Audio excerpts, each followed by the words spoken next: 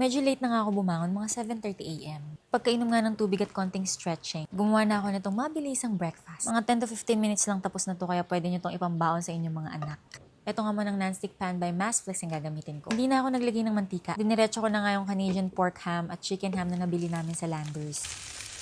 Dahil nga may konting fat yung pork ham, kaya yun na yung pinaka-oil na nagluluto sa mga kasama niya. Usually, tig-isang itlog na nilaga lang kami ni Kelvin every morning. Tapos, sinasamahan ko kung ano mga na-meal prep kong gulay. Pero ngayon, tatatluhin natin ng itlog. Hati naman kami dyan. Nilagyan ko lang ng mga pampalasa, asin at paminta. Same pan, di na ako naglagay ng mantika. Diyan ko na rin lulutuin yung itlog. Habang mamasa-masa pa nga yung itlog, kumuha na ako nitong wheat wraps na nabili namin. Kainaman resealable pack para kung di mo maubos, edi itago mo. Nilagay ko lang nga sa ibabaw ng itlog yung wrap habang mamasa-masa pa. Pagkatapos hinayaan ko lang maluto pa yung eggs. Kung maglalagay kayo ng cheese, pwede nyong ilagay habang mamasa-masa pa yung eggs, pero hindi nga ako maglalagay. Malalaman nyo nga kung pwede nang baliktarin kapag umaangat na yung gilid.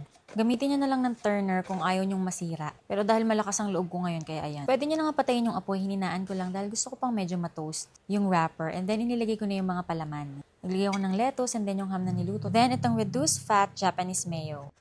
Finold ko lang at hinayaang matusta pa ng konti, pero pwede nyo nang patayin yung apoy.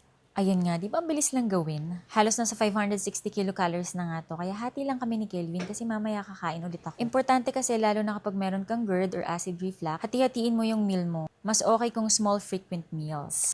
Sinipat-sipat ko muna nga para hating kapatid.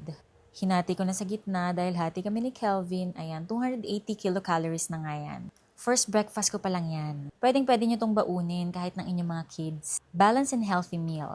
GERD-friendly and sugar-friendly. Tamang-tama din kung nagda-diet kayo, yung ibang gulay pala na nakikita nyo, arugula yan. Favorite ko yan, medyo mamait-mait. At syempre, wag nyo kakalimutan ng inyong vitamins. Ako, ito yung tinitake ko.